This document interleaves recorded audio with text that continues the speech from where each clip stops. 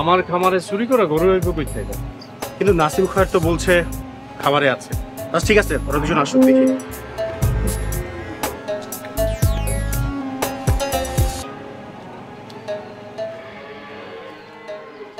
গরু কোথায়? গরু গেল কই? তোমরা কি ভাবছো কোথাও গরু নাই তার মানে কি ফারুকের খামারে গরু আছে? আরে গরু তো ফারুকের খামারে থাকার কথা। কেন রে, তুই নিজের হাতে আমার খামারে রেখে গেছিলি গরু? ফারুক কি যে কষ্টই, আমরা আশেপাশে সব জায়গায় ঘুরছি, গরু গেল কই? তোমরা কি ভাবছো? তোমরা আমাকে বলেছো শিওর ফারুকের খামারে গরু আছে। কিরে তাহলে গরু গেল কই? কোনটা রে? যেটা তোরা চুরি করে আমার খামারে থুয়ে গেছিস ওইটা?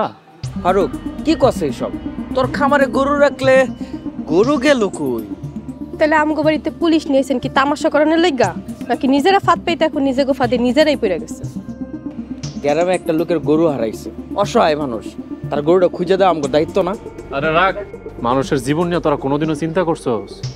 করস নাই, কথায় কথায় লাশ পালাই দিছস। আর এখন একটা মানুষের গরু চুরি হইছে, এটা নিয়ে তোর এত চিন্তিত? বুঝলেন তো স্যার? এতটুকু না বুঝলে পুলিশের চাকরি করে কিভাবে? খয়ের, নাসিম, তোমরা এক কাজ করো, যার গরু হারিয়েছে আমাকে তোমরা তার কাছে নিয়ে চলো, তারপর সব হিসাব আমি তোমাদেরকে মিলিয়ে দিব। আর স্যার এই খয়ের ভাই আমারে বিরক্ত করে, রাস্তাঘাটেও বিরক্ত করে, বাড়িতেও বিরক্ত করে। আপনার আগে থেকেই জানাই রাখলাম, পরে আমার হাতে কোপ খাইলে কিন্তু আমার কোনো দোষ নেই। বিরক্ত করার কি আছে? তোর লোকে কি এখনো খয়ের রিফ্রেমটা আছে রে নিপা? বেশি বাড়িস না নাসিম, নয়তো গরুর মতো তোরাও গায়েব হয়ে যাবি, পুলিশও খুঁজে পাইব। দেখছেন অফিসার, আপনার সামনে কত বড় বেদবিটা করলো ওই? আচ্ছা ঠিক আছে, চলো।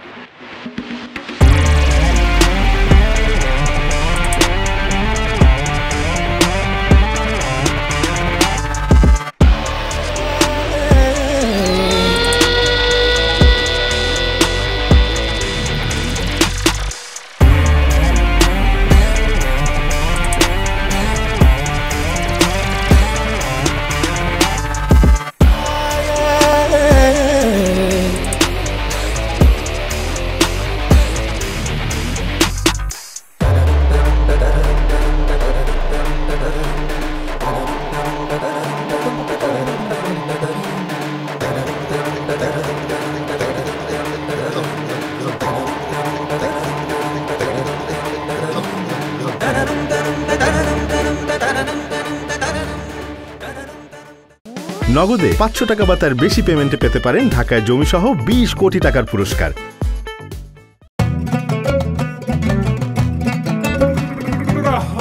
সকালে কি নাস্তা করলাম? চা খাওয়ানোর পর তো পেটটা আবার খালি খালি লাগতেছে। আমার মনে খাইতে হইব কিছু।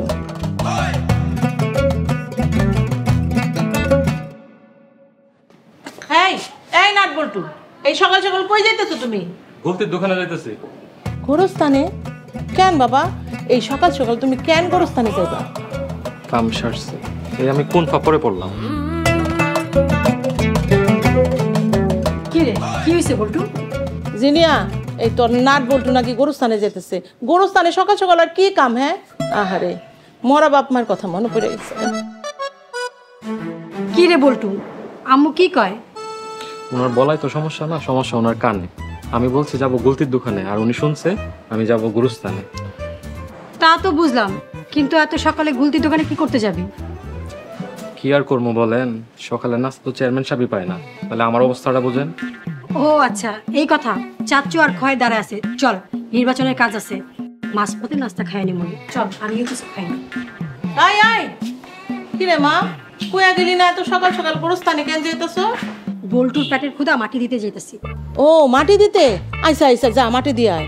শোন, মাটি দেওয়া শেষ হইলে এই নাট বল্টুরে দিয়ে বাজার থেকে আমার লেগে দই মিষ্টি পাঠাই দিস, ঠিক আছে? বস শুনছেন কথা? চল তো। হায় রে, হায়াত মতের কথা কখনো কম যায় না। না খাইতে খাইতে কত মানুষ মরে যায়। ফারুক তো এখনো এলো না। আজকে গুরুত্বপূর্ণ একটা দিন। 5 কেন্দ্রের সব ভোটারদের সাথে আজকে গণসংযোগ করতে হবে। স্যার ফারুক ভাইয়ের ফোন দিয়েছিলাম, বললো কি নাকি একটা ঝামেলায় পড়ে গেছে, চলে আসবে। ঝামেলা? কি ঝামেলা? আবার বিপদে পড়া নেই তো? আমি ঠিক বুঝতে পারতেছি না, কিন্তু আচ্ছা স্যার এক কাজ করি, গিয়ে দেখে আসি নাকি? স্যার যাইতে হইব না, ওই যে ফারুক ভাই চলে আইছে। কি ফারুক, কি হয়েছে? টাইম কি কইলো? বাড়িতে কোনো ঝামেলা? ভাইজান আর বললেন না, নাসিম আর খয়ের পুলিশ নিয়ে সকাল সকাল আমার বাড়িতে এসে হামলা দিতে। মানে? কিন্তু কেন? আর আমারই ডাকলে না কেন? গত রাইতে ওরা গরু চুরি কইরা হে গরু আইনা রাখছে আমার খামারে। এখন সকালবেলা কি হয়েছে ভাইজান, পুলিশ নিয়ে আইছে আমারে চোর বানাইয়া জেলে পাঠানোর লাগে। তাই নাকি? সাংঘাতিক ঘটনা তো। পরে এরপর আর কি, আয়সা থেকে গরু গায়েব, উল্টা ওরা কট খেয়ে গেছে। মানে কি? তোমার কথা তো কিছুই বুঝতে পারতেছি না ফারুক ভাই। ভাইজান যাইতে যেতে কম মনে মেলা কথা, আমি অলরেডি এমনিতে দেরি করে ফেলাইছি, চলেন যাইতে যেতে কম। সকাল সকাল তুমি কি শুনাইলা? আমি তো চিন্তায় পড়ে গেলাম। আচ্ছা চলো। স্যার রাসেলের লগে লয়ে যান, আপনাকে যদি কাজে আহে। আমি তো যাইতে পারলাম না। হ্যাঁ স্যার, আমার সাথে নিন। আর আমি যদি আপনার সাথে থাকি, আপনার গায়ে কোনো মশা মাসি বসে দিব না। ওরে এখন সাথে রাখতে কইব না। ও গ্রামের মেহমান, ও বহিরাগত। তাছাড়া ওরে নিয়ে অনেক কথা উঠছে, এখন ওরে সাথে রাইখা বিতর্কিত হওয়া যাবে না। ইউর রাইট স্যার, রাসেলকে আই গেস নির্বাচনের সময় অনেক কাজে লাগবে। রাসেল আমি রেডি থাকবো। সমস্যা নাই, আমি রেডি আছি ভাইজান, যখন ডাকবেন তখন পাইবেন। চলো।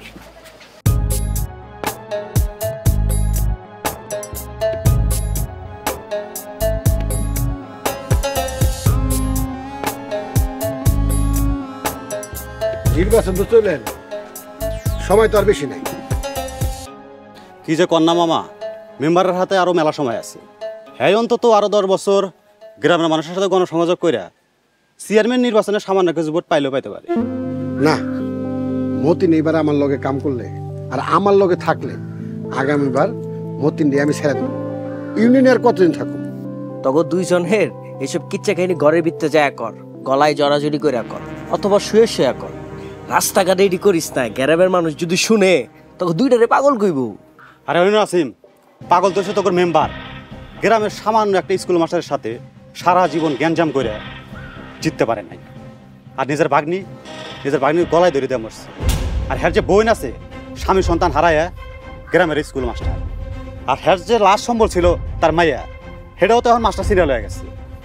এখানে শেষ হইব না রে, শেষ হইব কই জানস? তোর আর তোর মামুর জানাজার দোয়া দিয়া। শোনো মতিন, তুমি এইবারের নির্বাচনটা বাদ দাও। আমি নির্বাচনে জিতা তোমার মেয়ের যদি তোমার হাতে তুলে দিতে না পারি, তাহলে আমি নিজে পদত্যাগ করব। তার মানে কি আপনি আমার মায়ের জিম্মি কইরা আমার এই নির্বাচন থেকে বয়ে যাওয়ার হুমকি দিতেছেন? আরে দূর মিয়া, আপনার মতো এক গ্রামের মেম্বার আবার হুমকি দেওয়া লাগে আপনারে গায়েব করে দেওয়ার জন্য? আমার এই এক আঙ্গুলি ইশারাই যথেষ্ট। পারলে করে দেয়। হ্যাঁ ওই নাসিম, বেশি ফল পারিস না নাসিম। আমি জিনিয়া, আমি আমার শাশুর লগে বিষয়টা তার মেম্বারের মাথায় ভালো মতো ঢুকাই দিস। এটা কুতকুত খেলা না, এটা নির্বাচন। আক্কাস ভাই, এই নির্বাচনের প্রচারণায়, নির্বাচনের মাঠে এই ইউনিয়নের ভোটার ছাড়া একটা মানুষও যদি দেই না, আগের নির্বাচনের মতন খায়া দেব। আমি আমার ভাগ্নি হারাইছি, আপনি আপনার ভাস্তি হারায়েন না, কথাটা মনে রেখেন।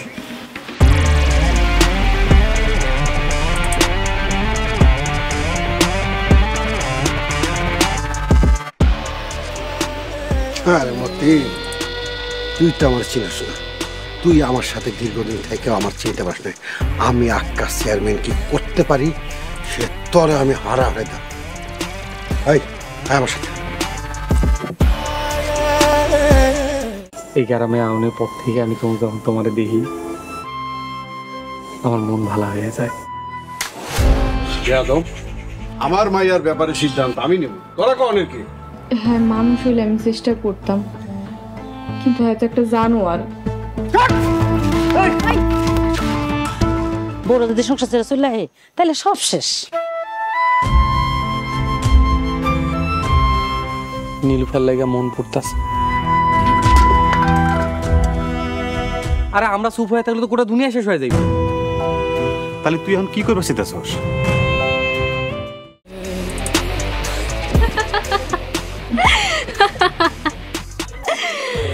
গতবার গুলি পেটের কাজ দিয়ে গেছিল, এইবার কিন্তু পেটটা বাঁচায় রাখিস। আর যদি গুলি উল্টো দিক দিয়ে যায়? তোর পিছন দিক দিয়া? তাইলে তোর বেশি কষ্ট হইব না, আরামেই যাইব। আমার মৃত্যুর কথা আর আরামের কথা চিন্তা না করে এবার না একটু নিজের কথাই চিন্তা করেন। মেয়ে তো বাড়ি ছাড়া, আর যাকে নিয়ে বেঁচে আছেন তার জীবনের মায়া করেন। আর জনগণের সাথে যে বেইমানি করেছেন, এবার যদি জনগণ সেটার ফল দিয়ে দেয়, জীবন কিন্তু ভিক্ষা চেয়েও পাবেন। আরে সেরি, 2 দিনের বিয়া হইছে তোর, জামাইয়ের লগে রসকসের খেলাই এখনো ভালো করে খেলতে পারস নাই। মা হিসেবে তোরে শেষবারের মতো কইতাছি, জামাইরে এই মরণের খেলায় আবার নামাইস না। প্রথমবার যেই ঝড়ের ইঙ্গিত পাইছিলি, তাতে জামাইরে সরায় নিয়ে যা। কি ব্যাপার? হ্যাঁ, কি নির্বাচনের শেষ সময় হবু চেয়ারম্যানের বউদের মধ্যে কি প্রচারণা চলতেছে নাকি হুমকি দামকি? কি যে কও না রাহেলা, চেয়ারম্যানের বউ চেয়ারম্যানের মাইয়ারে বুঝাইতেছে বাচ্চা গো আগুন লয়ে খেলতেন। গতবার মাইয়াদার পেটের কাছ দিয়া গুলি গেছে, তাই এবার গুলি যাওয়ার আগেই বুঝাইতেছি। তা মাস্টারের বউ কি বুঝলো ভাবি? বুঝতে পেরেছি ফুপু, খুব সুন্দরভাবে বুঝতে পেরেছি। মা এত সুন্দর করে বুঝাচ্ছে আর আমি বুঝবো না? আসলে মেয়ের জন্য মেয়ের মায়ের যত মায়া, তার থেকে বেশি মেয়ের বাবার জন্য মেয়ের মায়া বেশি। আর দেখেন, আমার নামও মায়া। তাই আমার মাকে আমি রিকোয়েস্ট করব, আমাকে আর মিলিকে যেন বাবা হারা না করে। পাপ বাপকেও ছাড়ে না।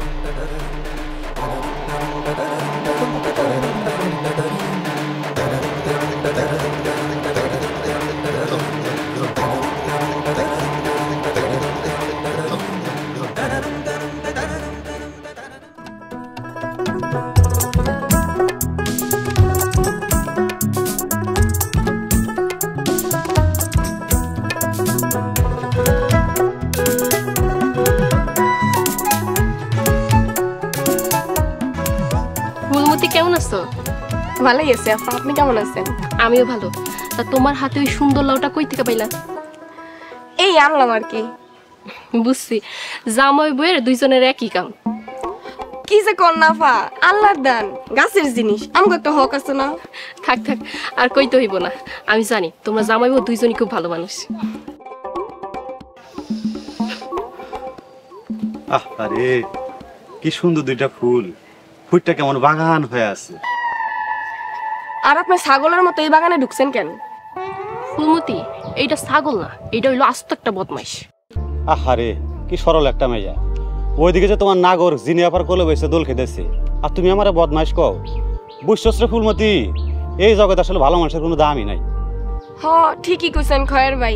আপনার মতো ভালো মানুষ আমি 1 পয়সা দিয়েও কিনুম না। আর আমার বাড়িতে যদি মাগনা যায়, আমি জারুদা পিঠা বাই করব। আরে আরে মিলা মেয়াটা কত সহজ সরল। আর ফাইম এই মেয়াটা না খেলতেছে, কুত্তায় মুখ দিলে এই জিনিস কেউ নেয়? তোরে কইলাম জুতা দিয়া পিটাই, এখন তোর মুখ ঠিক করবো। কি যে কর না ফা, জুতা থাকতে মুখ দিয়া কি? আমি তো জুতা আনি নাই, আপনি শুরু করেন জুতা দিয়া। আর আমি লাউ দিয়া সেচতে হারামজাদারে বক্তা বানাই। আর কি শুরু? চলো।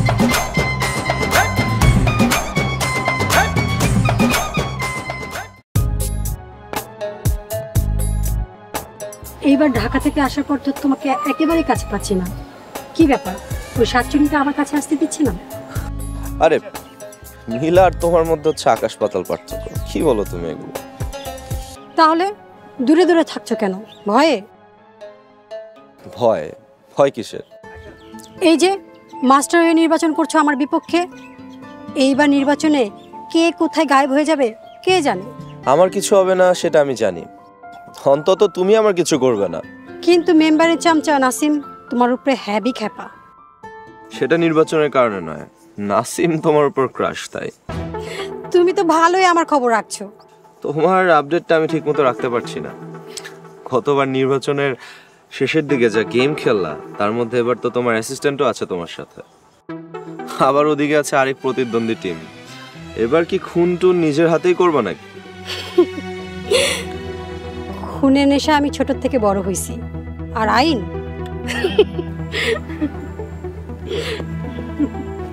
অনেক দাঁতলানি দেখানো হয়েছে, এত দেখলে তো চোখের ঠোসা পড়ে যায়।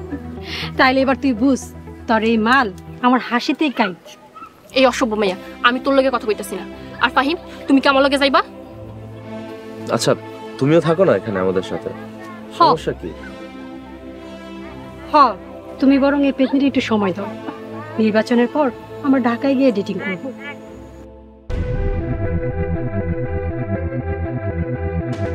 মিলা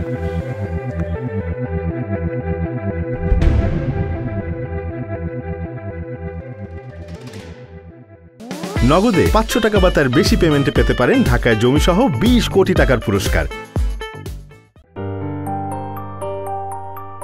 তোরা তো জানোসই, সারা জীবনের মতন এই গ্রামের নির্বাচনেও জিলাপি আর আমি দুই প্রতিদ্বন্দ্বী। হ্যাঁ ম্যাডাম, জিলাপি আপনার চেয়ারম্যানের পক্ষে আর আপনি তো রাতুল স্যারের পক্ষে। কিন্তু ম্যাডাম, নির্বাচনে তো আমার কোনো কাম নাই। আর তাছাড়া এই কয়দিন গ্রামে থেকে যতটুকু বুঝলাম, মেম্বার আর চেয়ারম্যান হলো সব থেকে খারাপ আর বজত লোক। কিন্তু রাতুল মাস্টার তো ভালো লোক, উনি এমনিতে জিতে যাবে। এমনি হইব না রে রাসেল, গতবারের ঘটনা তো তোরে কইছি, লাশ পইরাও পাশা হয় নাই। লাশ তো এবার পড়বই, কিন্তু এবার একটার জায়গা অনেকগুলো পড়লেও রাতুল মাস্টারে জিতাইতে হইব। ও, তাহলে আমাকে কাম লাশ ফেলানো না ইডিয়েট, আমাদের কাজ হচ্ছে রাতুল মাস্টারকে জিতানো। যেহেতু রাতুল মাস্টার ভোটেই পাস, তো আমাদের খেয়াল রাখতে হবে ভোট কেন্দ্র যেন দখলমুক্ত থাকে, আর ফলাফল হাতে না আসা পর্যন্ত রাতুল মাস্টারকে সেফ রাখা। এইটা কোনো কঠিন কাজ হলো ম্যাডাম? আমরা তিনজন যেহেতু আছি, কোনো কাজই কঠিন না। আর ম্যাডাম, আপনি যেহেতু আছেন, রক্তের বন্যা হয়ে যাবে, তাও আমাদের কাছ থেকে বিজয় ছিনিয়ে নিতে পারবে না। তুই কিন্তু ভুলা যাস না, এনে জিলাপি আপার বল্টু আছে। গতবার নির্বাচন জিলাপি আপা একাই পাল্টায় দিছে, আর এইবার আমাকে দুই গ্রুপের সবাই আছে। এবার কিন্তু কিয়ামত হয়ে যাবে। কিরে বিজলি, তুই এমন চুপচাপ কথা কস না কেন? কেমনে কইব? চেয়ারম্যান রে হাই বাপ মানছে, চেয়ারম্যানের বিপক্ষে তো আর যাইতে পারবো না। না মানে খালাম্মা খালুজান সবসময় আমারে হ্যাঁ সন্তানের মতন দেখছিল। দেখ বিজলি, চেয়ারম্যান তো ভালো মানুষ না, আর জনগণও তার পক্ষে নাই। আমরা সারা জীবন অবৈধ কাজ করলেও কখনো নিরীহ মানুষের ক্ষতি করি নাই। তাই এই গ্রাম বাঁচাইতে হইলে চেয়ারম্যান বানাইতে হইব রাতুল মাস্টার রে। হ্যাঁ ম্যাডাম ঠিক কইছে, যে করেই হোক রাতুল স্যারের জিতাইতেই হইব। হ্যাঁ, এবার আমার কথা শোন। তোরা রাতুল মাস্টারে জিতাইতে হইলে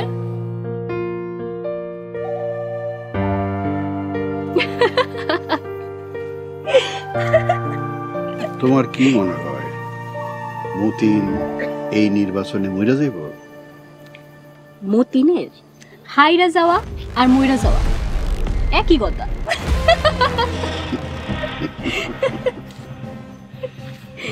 মতিন কখনো হারে নাই, হারবো না।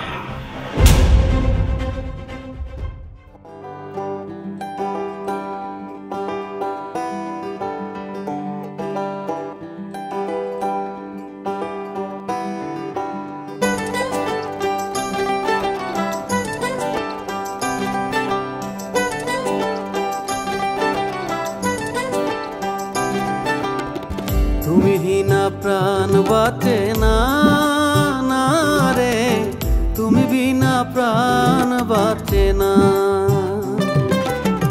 তুমি বিনা প্রাণ বাঁচে না, না রে, তুমি বিনা প্রাণ বাঁচে না। তুমি না থাকিলে পাশে দুটি নয়ন জলে ভাসে, কোনো কিছু ভালো লাগে না, না রে, তুমি বিনা প্রাণ বাঁচে না।